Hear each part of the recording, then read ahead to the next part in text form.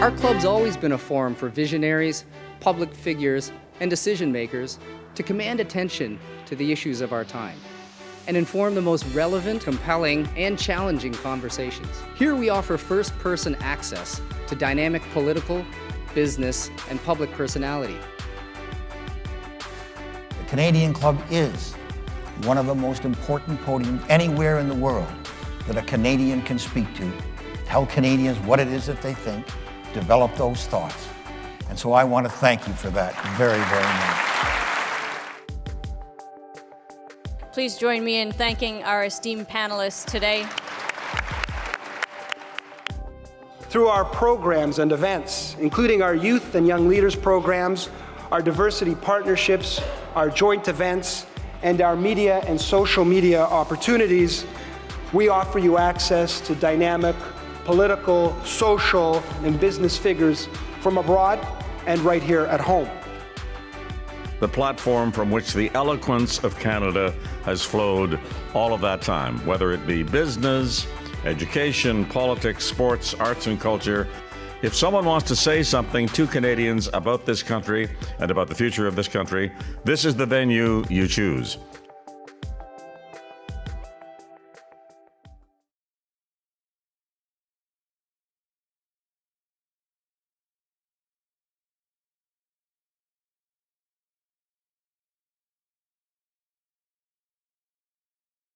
Good evening, and welcome everybody to our annual Pride Month event. We appreciate you joining us online and in person at the EY office, and we're so glad to have everybody here. My name is Glenn Parkinson, President of Canadian Club Toronto, and your host this evening. We're meeting here in Takaronto, now known as Toronto, which in Mohawk means where there are trees standing in the water. Takaronto is covered under Treaty 13 and the Williams Treaties, and it's the traditional territory of many First Peoples. Being on this land together makes us all responsible for upholding these treaties, which were entered into for as long as the grass grows, the sun shines, and waters flow. Rainbow Railroad was founded 18 years ago as a volunteer-run organization by 2S LGBTQI plus activists and human rights defenders to address levels of violence and persecution that members of the community face worldwide. Globally, more than 120 million people are displaced because of persecution, conflict, violence, and human rights abuses.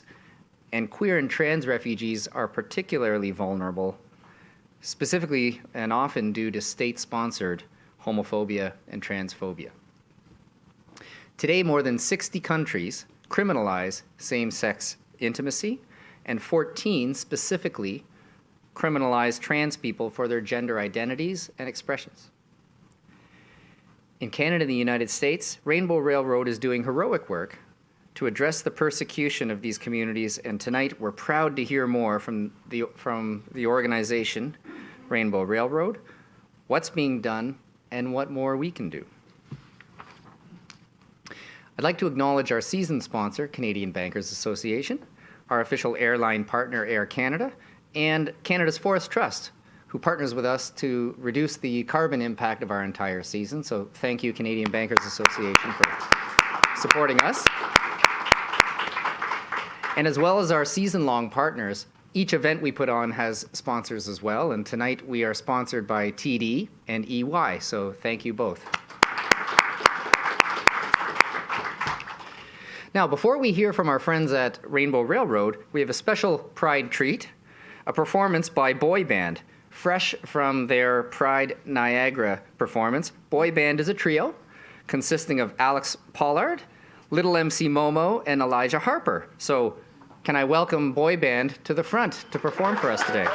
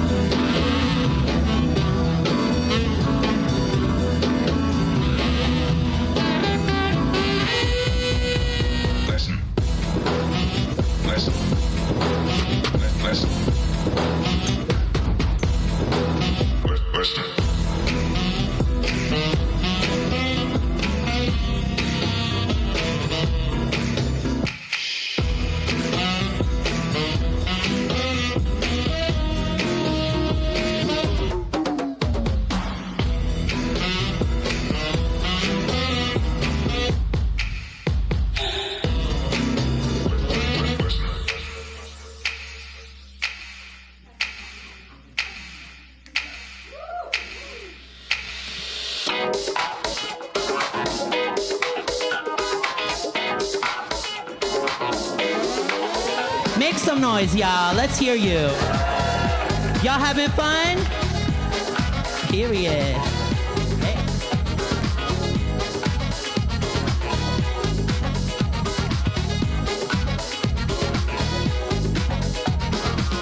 The race is on to get out of the bottom. The top is high, so your roots are forgotten. Giving is good as long as you're getting. What's driving you is ambition and better. I said, who do you think you are? I said, who? Some kind of superstar. You have got to swing it, shake it, move it, make it. Who do you think you are? Trust it, use it, prove it, groove it. Show me how good you are. Swing it, shake it, move it, make it. Who do you think you are? Trust it, use it, prove it, groove it. Show how good you are. Woo, baby.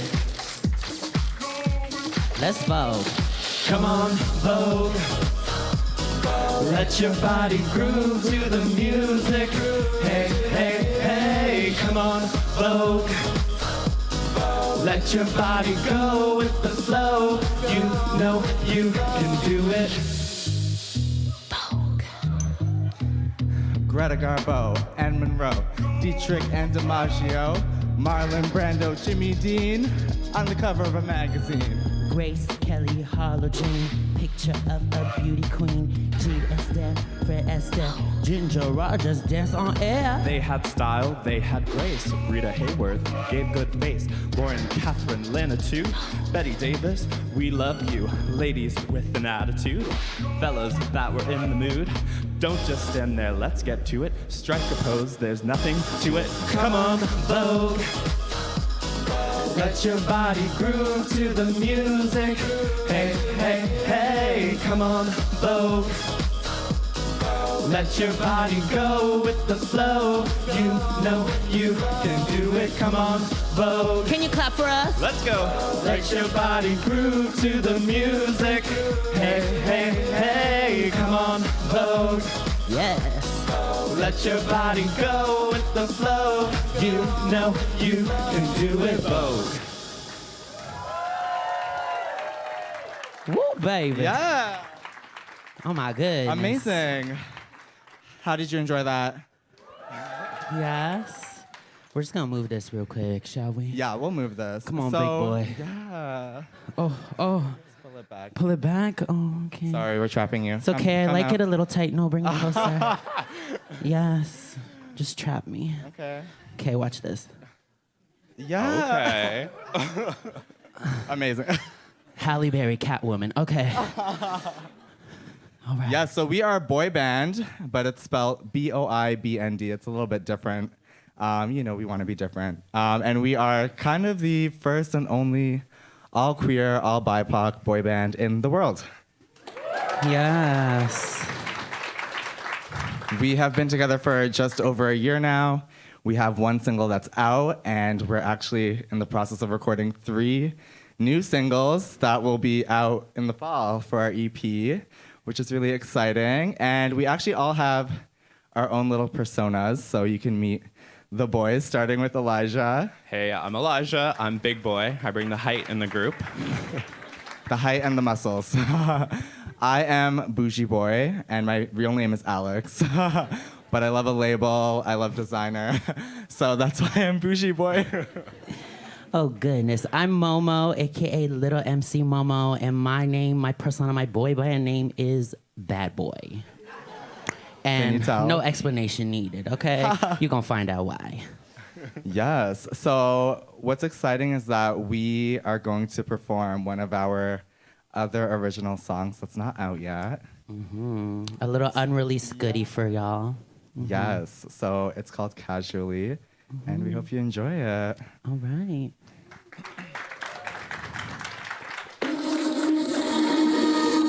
Once upon a time I used to know somebody, couldn't keep his hands off of me. Midnight meeting in the hotel lobby, making sure that nobody sees. We would keep it up until he got sloppy. Saw a charge on the credit card. We were pretending that we never met, but he can't decline his heart. So you wanna go? Leave me just like this, begging for your kiss. But we both know that you can't resist what you know you'll miss. Now you wanna go? Leave me just like this, begging for your kiss. But we both know that you can't resist what you know you'll miss. Try to let it go, try to let it be. Try to keep it deep down in my fantasy. Try to let it go, try to let it be.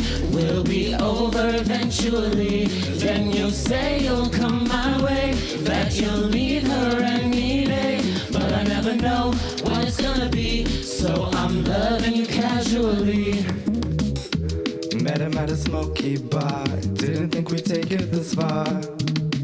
Bag is packed and he left his keys. Now he's gonna take care of me. Him and I had it all sorted out. Now I'm the one he can't live without. Calls and says that he cannot leave, but he can't keep his hands off me. Leave me just like this, begging for your kiss. But we both know that you can't resist what you know you'll miss. Now you wanna go? Leave me just like this, begging for your kiss. But we both know that you can't resist what you know you'll miss. Try to let it go, try to let it be. Try to keep it deep down in my fantasy. Try to let it go, try to let it be. We'll be over eventually. Then you'll say you'll come my way, that you'll leave her any day. But I never know what it's gonna be, so I'm loving you casually.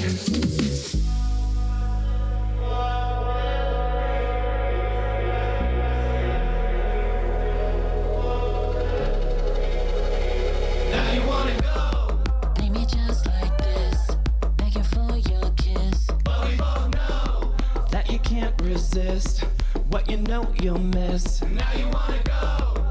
Leave me just like this, begging for your kiss. But we both know that you can't resist what you know you'll miss. Try to let it go, try to let it be. Try to keep it deep down in my fantasy. Try to let it go, try to let it be. We'll be over eventually. Then you'll say you'll come my way, that you'll leave her any day. But I never know what it's gonna be, so I'm loving you casually.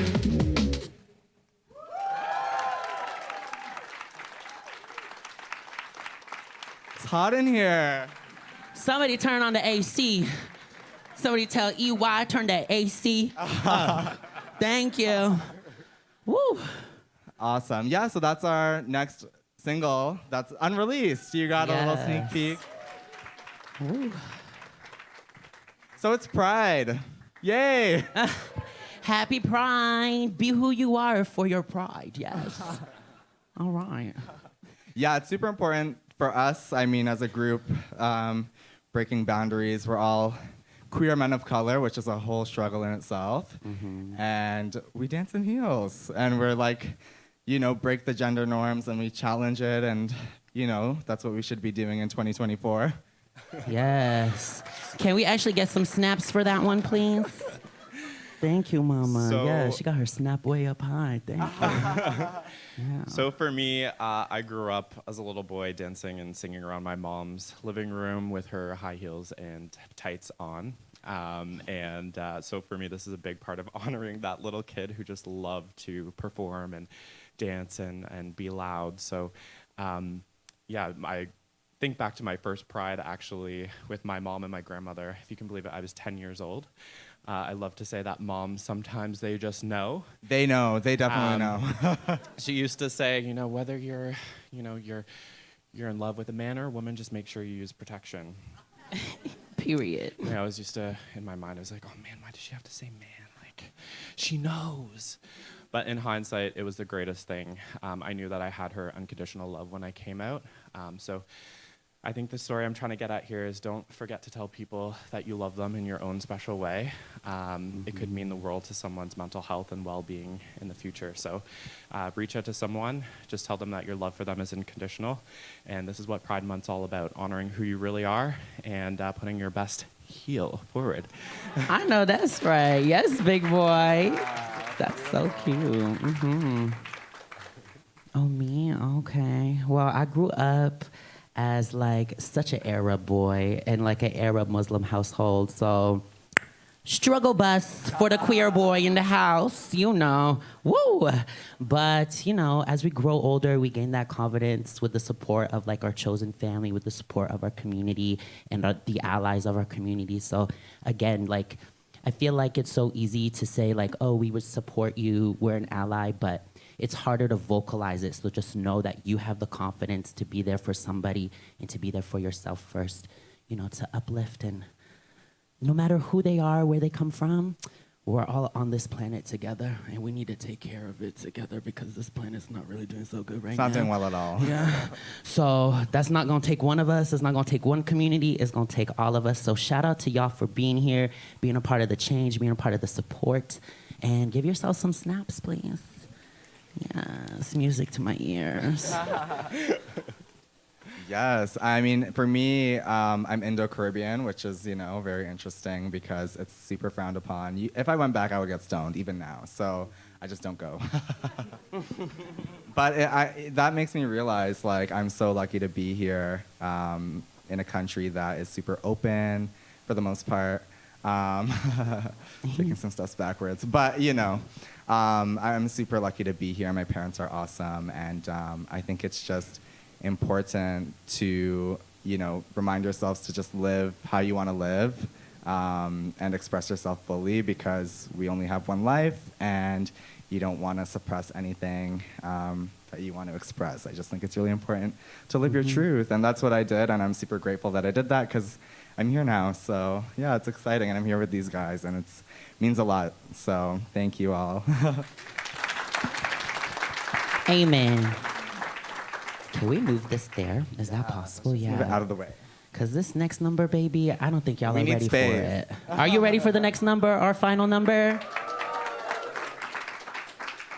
I'm just pretending like I'm carrying it. I'm not really He was lifting. not. I wasn't really lifting. He got the muscles, it's fine. This is our debut track. Mm-hmm. It's called Make You Go Oh, which we hope that you will. Yeah. They should. They You should. know what? Okay, Yeah. you know what? We're gonna do we're gonna involve you in our performance, okay? So our chorus, like Alex said, this is our debut single. We released it almost a year ago, which is crazy to think. It's available everywhere for streaming, wherever you stream your music or podcasts. Stream Make You Go Oh, okay? So our chorus goes, let me break it down for you now. I'm gonna show you how, show you now. Let me break it down for you now. I got the beat that make you go, oh. Oh, yes. Exactly. So, once we sing it and we go, I got the beat that make you go, oh, we want y'all to join in on us. Girl, happy Pride. Woo! Yes. Can you tell I'm single? Okay. Lord. I want y'all to join us while we say oh, okay? So we're gonna practice that. We're gonna go, I got the beat that make you go. But with more like energy. Yeah. Not like you're asking a question and you got the answer that you didn't want. Oh. You have permission. No, like from here. Oh, I got the beat that make you go. Yes, Mama. I love it. That's what's up. Put your body The into urgency. it. Yes. That's what we're looking for. Okay. So let's Here we do go. it. Let's do it. Let's make you go oh. Period.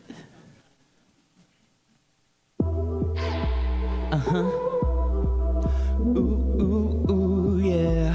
You know who it be? It's BV. I see you trying to talk to me. Keep telling me how it's supposed to be. Here's how it's about to go. Gonna write it out, type it out, read it out slow. Don't wanna give into your way. Never listen to what I gotta say. Here's what you need to know. Gonna write it out, type it out, bust it down low. Holding me back against the wall. You love to watch me fall. I'm standing here, I can hold my own. Gonna show you up, shut you up, turn it up. Come on. Let me break it down for you now. I'ma show you how, show you how, show you now. Let me break it down for you now. I got the beat that make you go.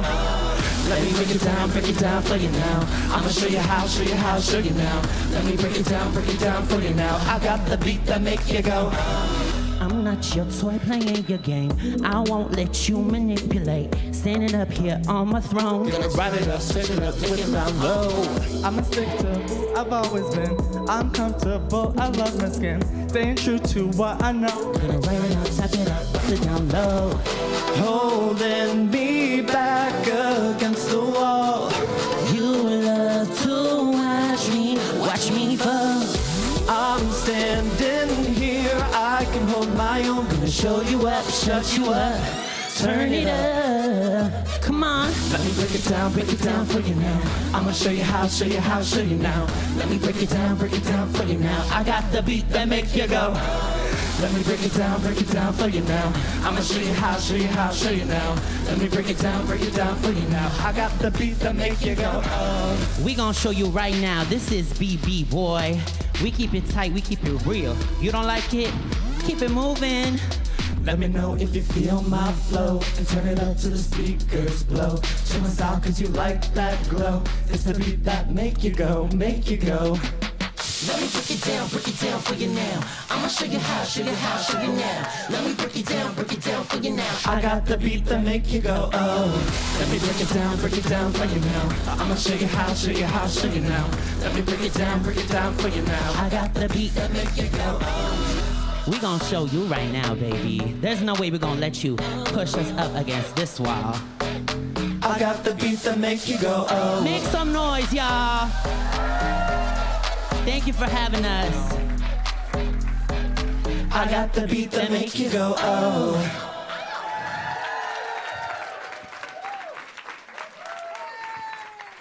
Baby. Yay! Thank you so much. Thank you, y'all. It's honestly such an honor to be here. Thank you for including us. Thank you for supporting us. Thank you for being a part of the community, no matter which community you are. Big up to you. Shout out. If you guys want to stay on our journey with us and follow us, our Instagram is boybandofficial. Not B-O-Y, but B-O-I-B-N-D official, because we different. All right? And what else we got planned this summer? Oh, you can also catch us at Toronto Pride on the Saturday on Brownout. That's the OLG stage. We'll be there. And Vancouver Pride, we're opening for some really awesome Canadian artists. So if you're in Vancouver, first weekend of August, we'll be there. Yes, that's Canada Pride in Yeah, it's a big one. Vancouver. We're opening for Rev. And Do y'all know Lucala. Rev? Oh my God, y'all need to get into Rev, baby. She's also queer. She's one of the most recent and top Canadian platinum, multi-platinum singers. Yeah, she's rep by Universal Music Canada. So let's support Canadian talent, yes? Period. Yes, and yeah, we're dropping some new music over the next couple months, so we'll definitely be posting that. If you're following along, you'll see everything, plus our visuals. And yeah, once again, thank you for being here, for giving us your energy. Thank you to the Canadian Club for having us as well. Let's give them a round of applause. And we wish you all... Make it clap, yes. Yes. Yes. That's my girl right there in the bag. She be laughing at into all the it. jokes. Yeah, She be getting all come the, on. that's the hip girl at the office. Shout out to you. That's the millennial right there. Thank you, mama. Appreciate We it. appreciate you. But yeah. Yeah. And most importantly, happy Pride. Thank you so much. Thank you. Period. Thank you, guys. Have a good one.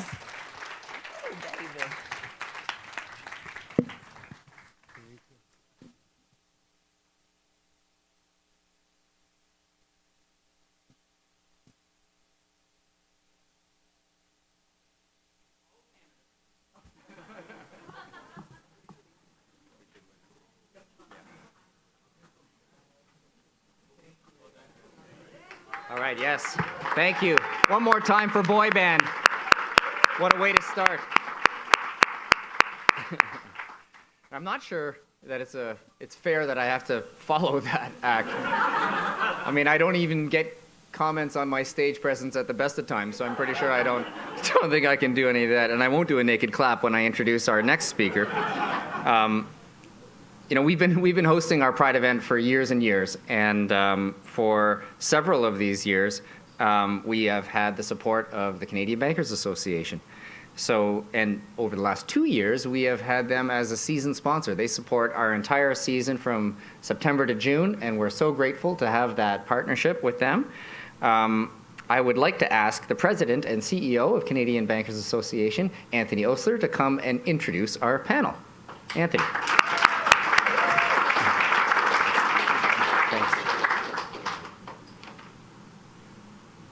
Thanks, Glenn, and happy Pride, everyone. Isn't that an exciting way to start the evening? It's incredible. I love this event. It's my favorite event of the year. It's always interesting because it's towards the end of the Canadian Club season, but it's a great way to peak at such an energetic and positive event. So obviously, good evening, everyone, and bonsoir à toutes et à tous. Thank you to the Canadian Club of Toronto for putting this event together. This Pride Month and always, Canada's banks are proud to stand with the two LGBTQI+ communities. Les banques canadiennes sont résolues à promouvoir l'égalité pour tous et à créer un milieu où chacun de nous peut être authentiquement soi-même. Sorry, I'm working on my French, but it's important to be authentic. The CBA and our member banks are proud to be allies and to join the work in continuing the march towards equity. Our member banks employ almost 300,000 people in this country and work to support each of those workers to feel comfortable showing up to work as their true selves. For many years, significant work by Canada's banks has gone into identifying and eliminating barriers where they exist for diverse populations, accelerating the diversity of underrepresented groups at all ranks, including members of the 2SL LGBTQI+ community. Banking is fundamentally a relationship business. How we treat people matters. And when we advocate for each other and treat each other with respect and dignity, we rise together. As we talk about the work done to advance the rights and opportunities for members of the Pride community, we also have to talk about the work still ahead. Today, more than 114 million individuals have been forcibly displaced worldwide as a result of persecution, conflict, violence, human rights violations, and climate disasters. Of that displacement, queer and trans refugees are uniquely vulnerable due to state-sponsored homophobia and transphobia. It's a real tragedy. Still today, more than 60 countries criminalize same-sex intimacy, and 14 specifically criminalize trans people for their gender identities and expressions. Some of you may know this, but my wife and I have 2 trans daughters, and we have directly seen the impact anti-trans rhetoric and policies has on trans individuals. We returned to Canada after many years in the US as we felt the environment had changed, and Canada was the better place for children like ours. While we must protect what makes this country so special, our tolerance, accommodation, and respect for human rights, we also need to support those in countries that don't have a similar sense of security. Nous célébrons les gains en matière de droits et d'opportunités de la communauté, mais nous restons conscients des défis et du travail qu'il reste à faire pour soutenir la lutte pour les droits fondamentaux des individus de la communauté. The CBA and my family is thankful for the work the Rainbow Railroad conducts and for today's important conversation to support this fight for basic rights for the 2SL LGBTQI+ community. I'm looking forward to the rest of the evening. Thank you, and merci, bonne soirée.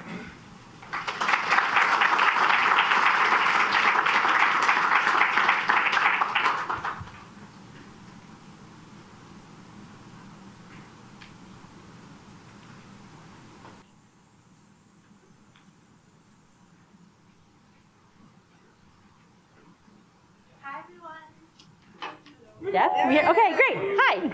So excited to be here. I'm Stacey Lee Kong. Am I think in the right? Yeah, you're good. There we go. Getting it wrong. I'm Stacey Lee Kong. I'm the editor-in-chief of 3 Magazine, which is a soon-to-be-published new magazine that is focused on immigrant experiences. So we're really trying to tell nuanced stories about the many ways that you can experience being an immigrant, being a third culture individual, whether you're diasporic, whether you're first, second, or beyond gen.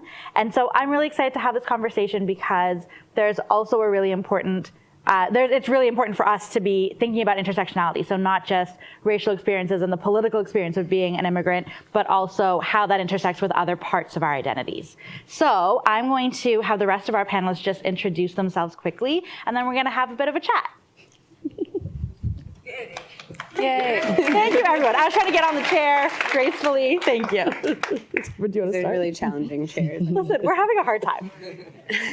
Hi, everyone. My name is Devon Matthews. I'm the head of programs at Rainbow Railroad, and I use the pronouns she or they.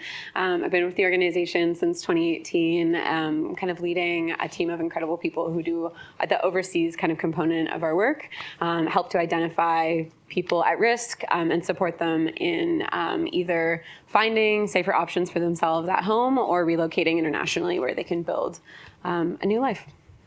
Hi everyone, I'm Latoya Nugent. I'm the head of engagement. I haven't been with the organization as long as Devon. I started last year, and my work is primarily with folks after they relocate. Thank you. Thank you both for being here. Thank you everyone for joining us. So I wanted to start, Devon, with you. When we talk about Rainbow Railroad's work as helping LGBTQI+ people escape state-sponsored violence and find safety, what does safety mean in this context? Yeah, it's a good question because in my perspective, safety is really personal and very specific to your prerogative, your lived experience, the intersections in which you exist.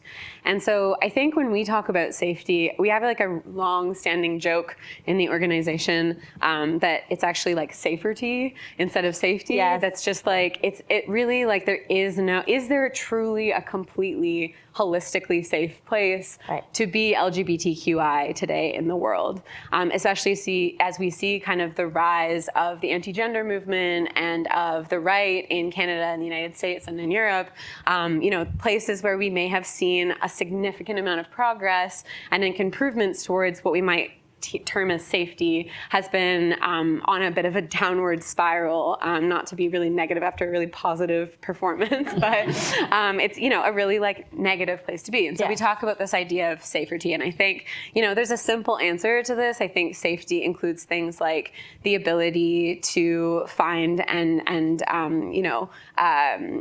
like have self-determination, equity and lack of discrimination. Safety is legal and policy protection, access to equitable healthcare. These types of things are all aspects of safety, but frequently our clients have some components of safety and some components of a lack thereof, regardless of where in the world they're coming to us from. Yeah. I think also, so it's not in the notes, but one of the things that I think is so important that you were saying is that the idea that you can be safer is important. But then also that it's important for us to not think of the West in particular as this beacon of safety, and it's like so much better that there's also work that has to continue being done here as well. Yeah, and the West isn't a homogenized concept, right? Like what we're seeing in the United States right now, I'm so glad that you mentioned and what's going on right now. It's terrifying, and we're facing an election, we're facing a super election year in the U.S., and Canada, and around the world.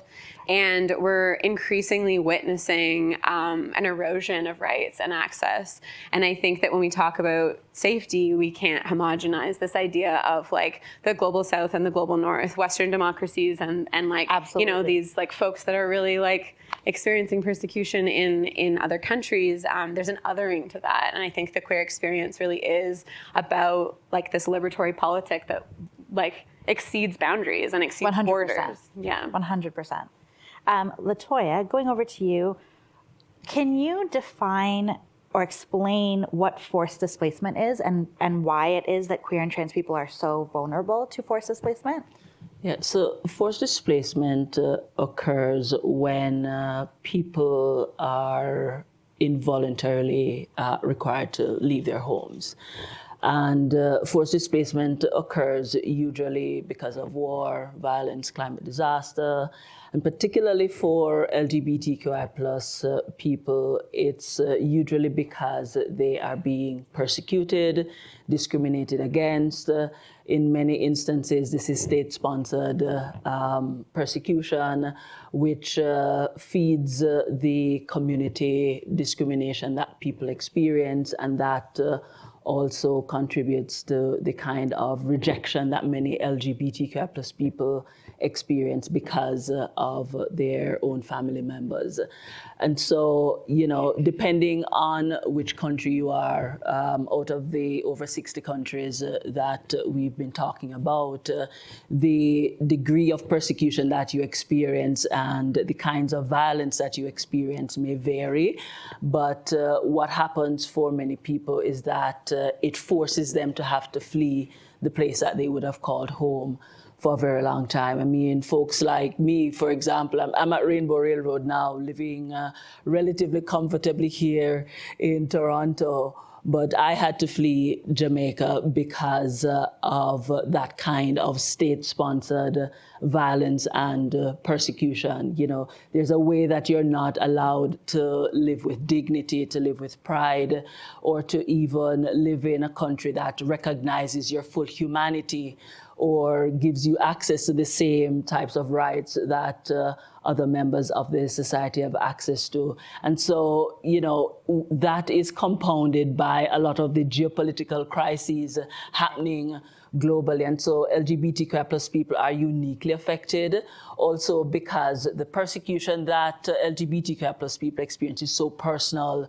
to who they are. And oftentimes we live in countries where we're not allowed to affirm our identity, and we don't necessarily have a community of supportive folks around us. And you know, it creates a situation where you're just not able to live, thrive, or do well in your home country, recognizing that not everyone can flee. And so that's part of why, you know, we do so much of the work that we do in the countries that are criminalizing LGBTQI plus people, because everybody can't flee. And so we have to contribute to the work of grassroots organizations overseas, trying to change the culture, the attitude, the legislation in their home country so that we can reduce the number of people who are forced to flee home.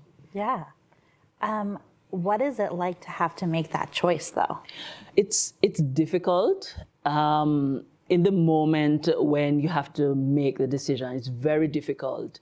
But having lived here for 18 months now, or maybe 19 months, I feel like I spent most of my life being cruel to myself because I really should have left a long time ago. Right. But I was a human rights defender back in Jamaica. And you have like a responsibility. Right, you know, it really comes with that kind of responsibility. When you're in it, you are almost a beacon of hope for the rest of the community and a source of inspiration, whether you want to own it or not. I didn't own it back then. I'm sure Devon knows this. And so a lot of the homophobic experiences that I would have had, I was closeted about them, right. You know, and I'm purposefully using that word closeted because you're doing the work and you are advocating for change. You're hoping that things will be different. You're hoping that the politicians will listen to you. You're hoping that all of the hard work you put into policy change and legislative change, that it will actually lead, you know, to the kind of Jamaica or the kind of country that you want to see. And so all of the other personal homophobic experiences that I would have had, you know, I stayed very quiet about them, not recognizing the impact it was having on my own well-being. And it really wasn't until after I relocated to Canada and saw that I could live in the queerness of my skin. I could be comfortable. I could affirm who I am. And I would have a community of people around me. And I could walk on the street without being harassed, you know. It wasn't really until all of that started to take shape that I realized that I really, really did a lot of harm to myself. And I'm not victim blaming when I say I did a lot of harm to myself. It's because I knew the society that I was living in. You know, I knew the government, regardless of the political party that was in power. I knew the attitudes of the people in the society. I knew what it was like to lose your job because of your sexual orientation and that sort of thing. But because you're doing the work and you really want to see change, you stay in it and you fight. You don't take care of yourself because you believe, you know, you're hopeful that there is another side of this. And on that side, you know, everybody will be able to live with the dignity that we all deserve. But the reality is it doesn't always work out. And sometimes you really have to leave the site of trauma if you really want to heal and to, you know, allow yourself to be able to live well. And I am living well. I'm happy I made the call. It was the best decision that I've ever made in my entire life. I have very negative feelings towards Jamaica. Now, I won't articulate them here. But, you know, and even though, you know, having relocated, and you talk to a lot of LGBTQI plus refugees, and they'll mention that there is struggle in relocating here because, you know, a lot of us are relocating alone. We don't necessarily have friends, family members when we relocate. And that's part of why I feel so strongly about Rainbow Railroad, because Rainbow Railroad has been my community, has been my Canadian family, you know, and a lot of the folks at the 519 as well, you know, that's where I find home and belonging. And that's really what you're looking for. When you have that, you walk through life differently, you know, proud and just happy to be and to exist and to be able to to be able to experience that every day. It really feels like a privilege, and it's something I hope I never take for granted. Yeah, let's actually. So not a privilege, a right. A right. Yes. Not a privilege. No. But that's an excellent segue, thank you, to talk a little bit about how the systems that are in place, and Devon, I'm hoping you can speak to this. So how does Canada's immigration system and immigration systems in general sort of fail forcibly displaced people, the most vulnerable people? Yeah, I mean, I could write a very long book about this, and I'm really good She's at not joking. I'm really good at complaining too and like critiquing systems. So I could go on and on, but I won't. I think I'd be like remiss not to say at the like highest level, the governments that we like, you know, are speaking about in the systemic level are also the governments that are responsible for often driving crises of displacement themselves. So through an important note. Yeah, through war, profiteering, you know, really dangerous international capitalist regime. Like there's a lot going on that contributes to the forcibly displaced crisis that we're in right now. And, you know, we heard a couple of numbers mentioned earlier around the 120 million individuals, which is the projection that we're supposed to hit before the end of this year. And, you know, as we see crises like what's happening in Palestine right now with 1.5 million right now forcibly displaced that are going on as a result of the genocide, like these crises just pile on top of each other. So I guess that's my highest level critique, is that this doesn't need to happen in the first place. Yes. And that people are being displaced, and queer people among them, because of these types of international policies.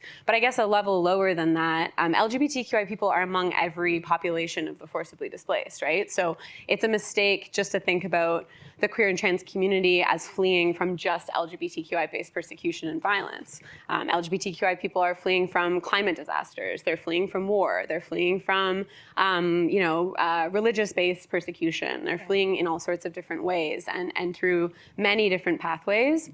And I think that the biggest thing that we see is that there's a lack of understanding of that, of the of the reality of the queer and trans experience being through the entire experience of the forcibly displaced, and then not understanding how unique needs actually translate into policy and action. And so what I mean when I say that is that, you know, we've been on a since I started with the organization, and probably well before that, on like a very long battle with many governments, but especially the governments in the United States and Canada, to really demonstrate that the needs of LGBTQI forcibly displaced people are unique, and that there are very particular policies and supportive pathways that serve those unique needs, and that isn't like an exceptionalism or a line jumping or anything else. It's just like actually meeting people where they're at and finding the right procedures and pathways that meet those needs. And just to like, in case I'm being too theoretical, I think just to ground that in an example, we work with a lot of trans individuals who literally cannot leave their country of origin to flee into the protection of the refugee system because their gender presentation doesn't mark or doesn't match the gender markers on their identification documents.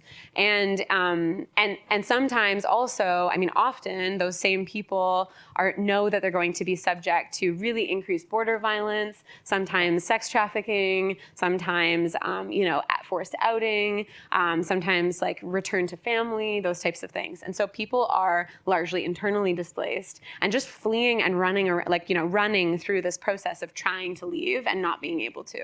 And what we've been trying to draw to the Canadian government's attention is that internally displaced persons need their own protection. They need their own systems of protection so that they don't have to be in limbo in the refugee system for ages, right? And so I think that's like a big thing we talk about all the time, is this need for like really robust IDP, internally displaced persons policies that address those issues and are queer sensitive.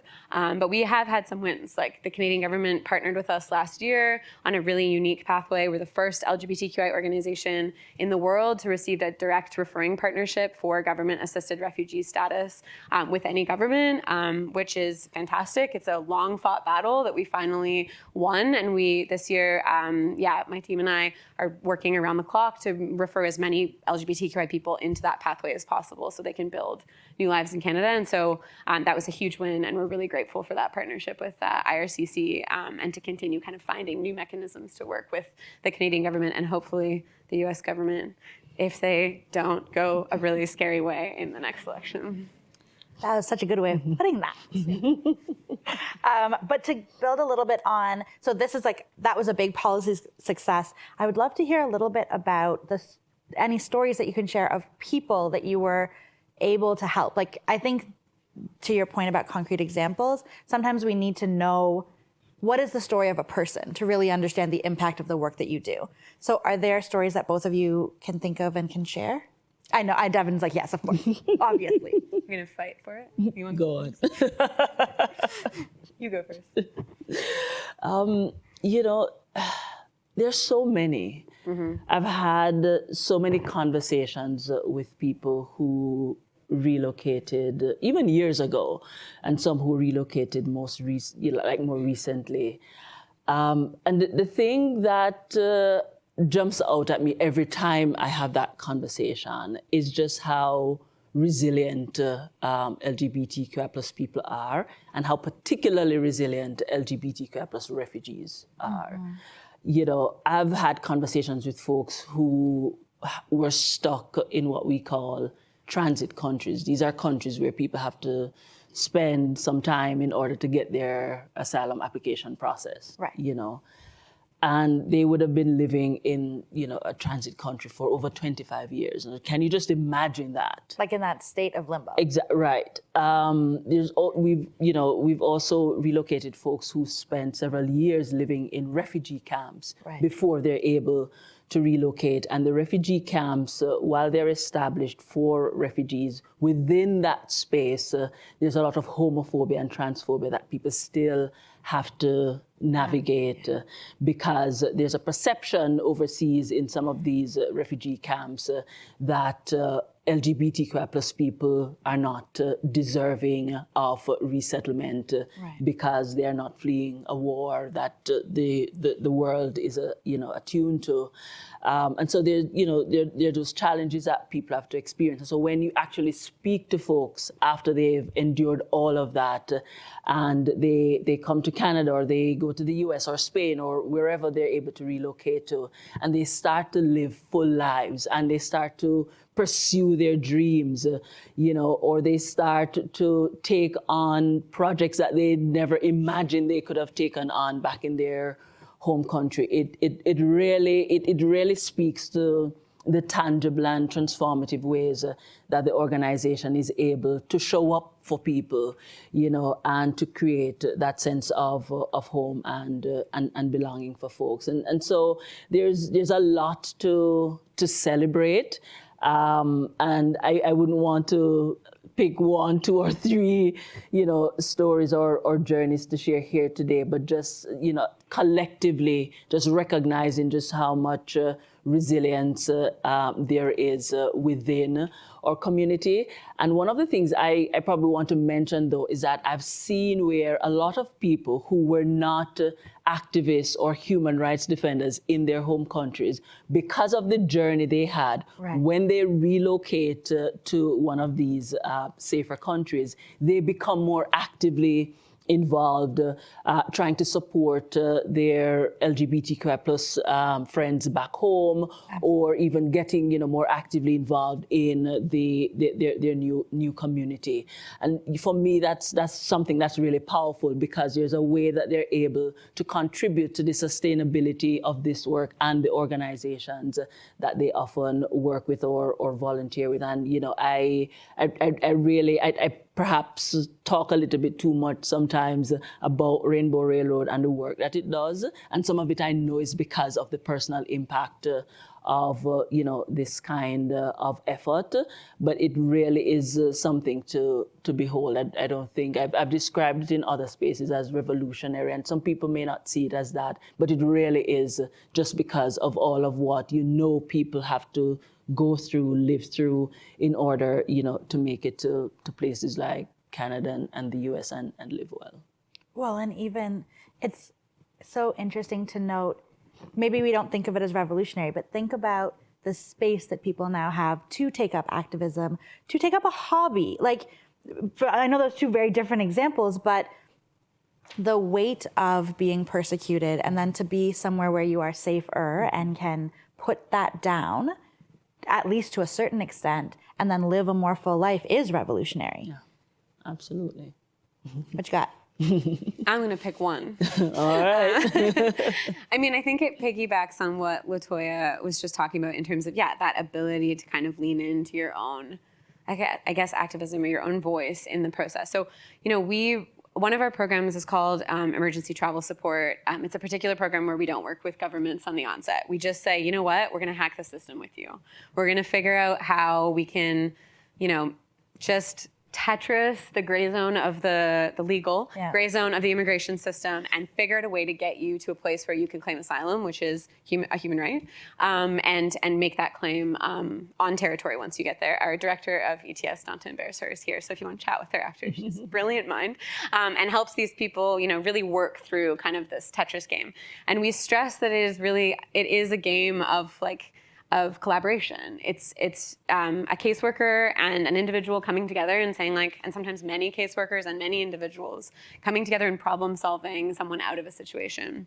And back many years ago when I did this more frequently in my role, I supported a young Egyptian woman who had a young son, and she had been victim to a lot of intersecting forms of violence. She had been victim to a lot of domestic violence because her husband found out that she was lesbian through images on her phone and text messages that she'd been having with a friend who wasn't her friend, and had kind of to punish her, also harmed her child in the process. And she'd also been exposed to a significant amount of just gender-based violence in relation to attempted conversion therapy practices around female genital mutilation, et cetera. So really, really hard experience that she had gone through. And when she reached out to me, I said to her, I was like, listen, you and I are in this together. I have no idea what we're gonna do to support you and your son, but we're gonna work on it and we're gonna figure it out.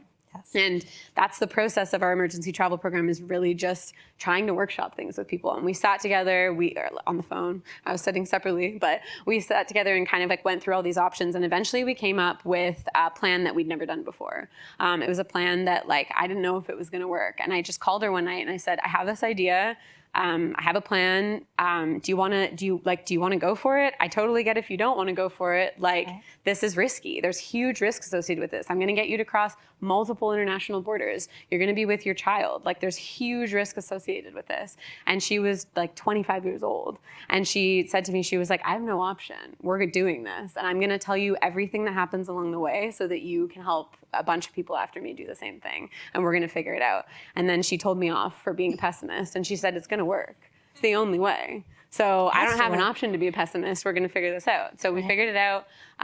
It worked. She spent over 3 weeks in 3 different countries and finally landed in France, made an asylum claim with her child, and actually was able to work with her. She documented everything meticulously. She took pictures of every single part of the airport, every different connection that she kind of went through and worked on, and she took notes for me. We had many calls, and then I actually went to France about a year after and checked in on how she was doing. And while I was at a conference, and her son's in school, she's super happy. She has a girlfriend. She lives in this beautiful apartment in Paris, and she's living her best life.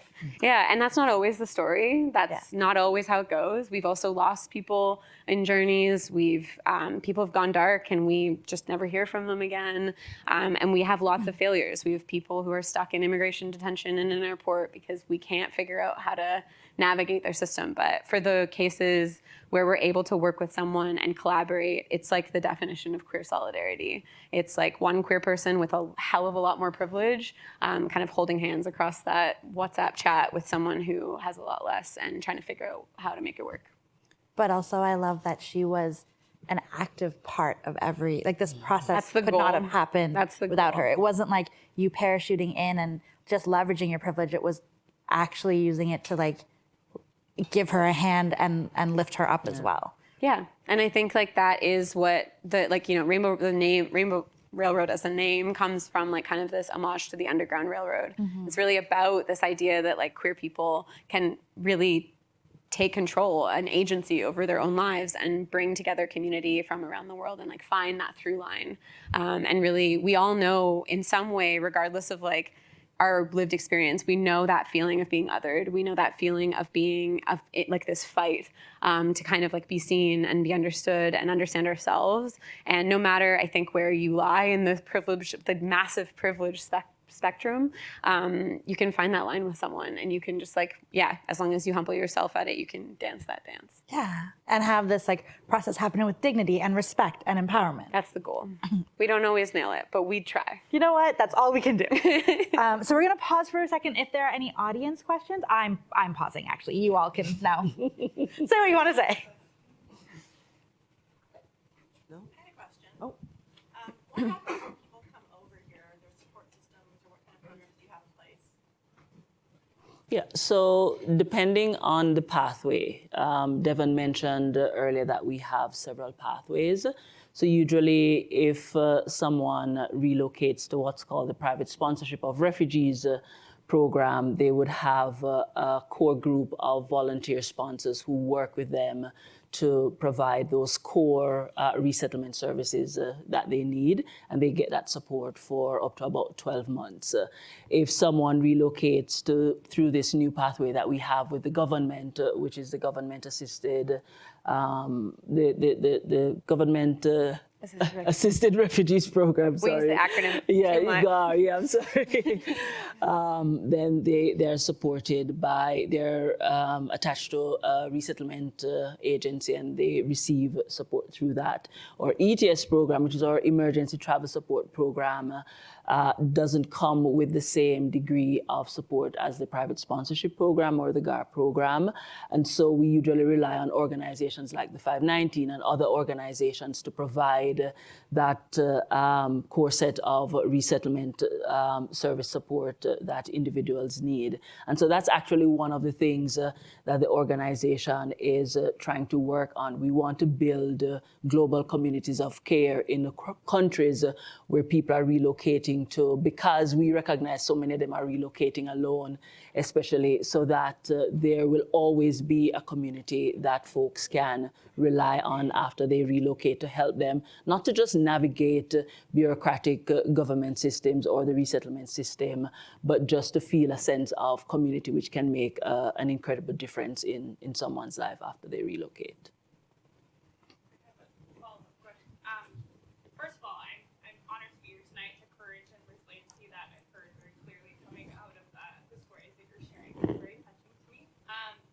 I am wondering, like, what, as me as like an individual, can do more to support your organization. Like, I have been on the website and seen ways to donate and also sponsor folks. So I'm just wondering if there's other ways that we can support, along with programming. Do you need volunteers for programming? I'm just curious to understand what I can do more of. There's like so many practical ways that you can get involved for sure. But before I say those, I'll just like wax poetic for 5 seconds and say that I think we're in a really scary time right now. And in a moment that like we need you, we need every single person in this room. And we need it now and we need it every day. And it looks like exactly what was said before, showing up and telling the people around you, especially the queer and trans people around you, that you love them. It looks like voting for and with the queer and trans community. It looks like donating to organizations that are fighting this fight, not just Rainbow Railroad, not just the 519, but like lots of small organizations that are fighting this fight on the front lines every single day, but also donate to Rainbow Railroad and the 519, because we need it too. And really just like living that pride in an everyday way. And I don't mean that flippantly. Like, I think there are times and panels in the past where I don't say that because I'm like, yeah, really, like, volunteer, da, da, da. And I think like in this moment, like your actions and the political moment we're in, like, mean everything. And everyone, like the queer community around the world, is watching what is happening, especially here. And if your hope is in Canada, or if your hope is in the United States and you are watching it deteriorate in front of your eyes, that feels like the last gasp for some of our clients. It feels like the last thing that they're holding on to, and that's a really scary reality. So not to be incredibly sad, but that is true, and we need you. So hopefully that's a rallying cry. Get out there, protest, donate, and yeah, we have lots of volunteer things we need you for. We need communities of care in the United States and in Canada. That looks like joining a settlement team for a private sponsorship program in Canada, or joining Welcome Core communities in the US. If you know people in the US who want to get involved, Latoya is your person. And also I think, our Pride fundraising campaign is happening now, and doing as much as you can to like spread that and encourage people to leverage and join it. Yeah, I want to say something about the Solidarity in Pride campaign. I mean, we wanted to donate like every day, all year round, but usually during this period, you're able to double the impact of your investment in our work. And so I'm encouraging you to check out our Solidarity in Pride campaign. I want to mention something else, to respond to your question about what you can do. We have a partnership with Refugee Housing Canada. I don't know how many people in this room are familiar with it. And what Refugee Housing Canada is trying to do is to expand or increase the access to affordable housing for refugees, including LGBTQI plus refugees. So if there's anyone here, you have a spare bedroom, or you're fortunate enough to have a second, third, or fourth, or fifth apartment that you could perhaps rent to LGBTQI plus refugees at below market rate. That's a way that folks can, get involved, because it's very difficult for individuals who recently relocate to actually access housing. I know housing is a challenge across the board, but LGBTQI plus refugees are disproportionately affected by homelessness. And so, if you can step in that way, it's something that I know that the community would appreciate. I have 2 more practical things. If you speak Russian or any other language, like if you speak Russian, Arabic, Spanish, French, if you What? Turkish. Yeah, we need folks that can provide translation for us. Translation is insanely expensive. We would love to not pay that money to a translation company. Please help us out with that. If you're a lawyer and you want to do lawyer things for us for free, that would be great. If you want to sit in our office and help us file paperwork that we have no time to, just reach out and we'll figure it out and help you figure out. There's always a way. If there's a will, there's a way. So if you feel like you have a special skill, if you have no special skills, we'd love your money. That is your special skill.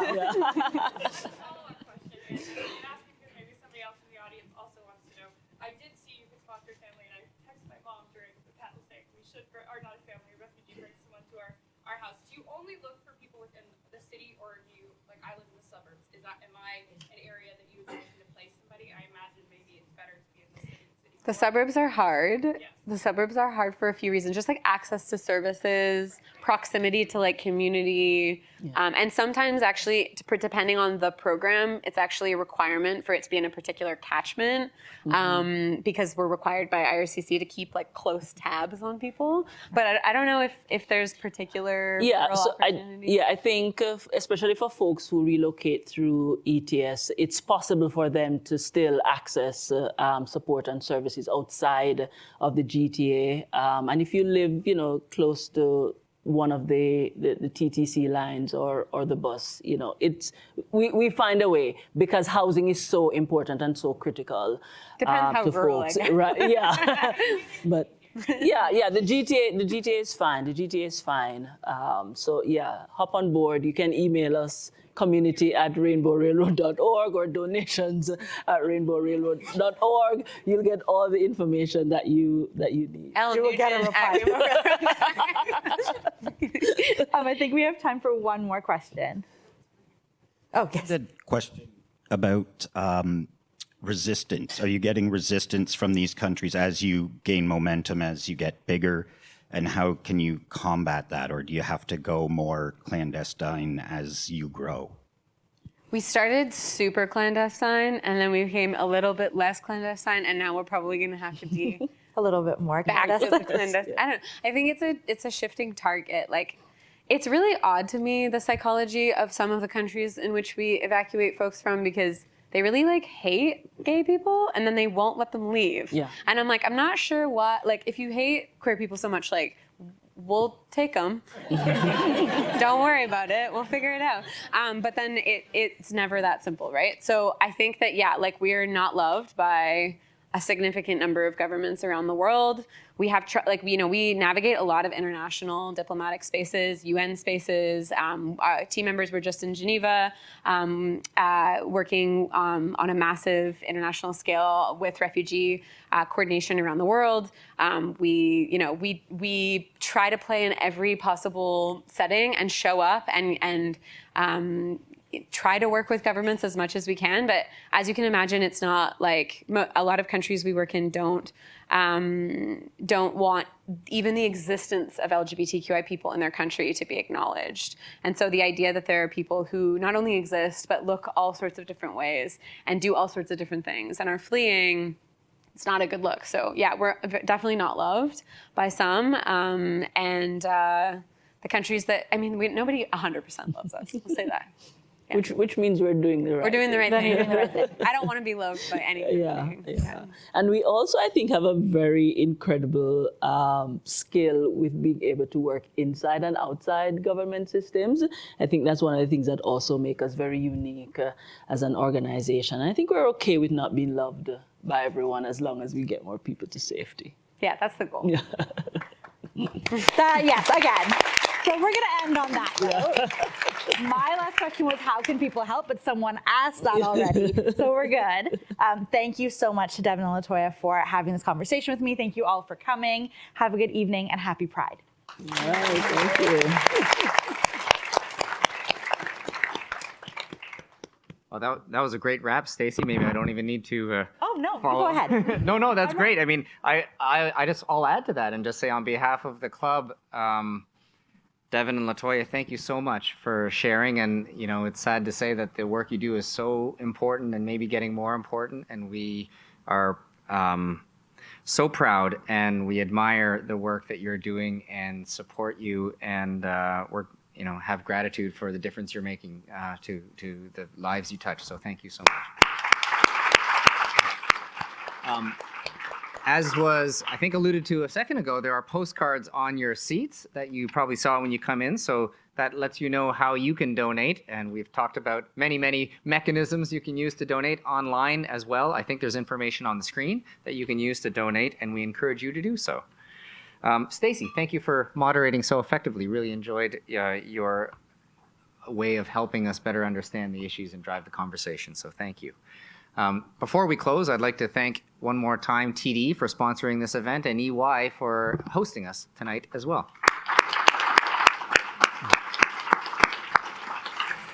And lastly, our last event of the season is this Wednesday, where we host the CEO of Interact at our podium. So please visit our website, canadianclub.org, to find out more information.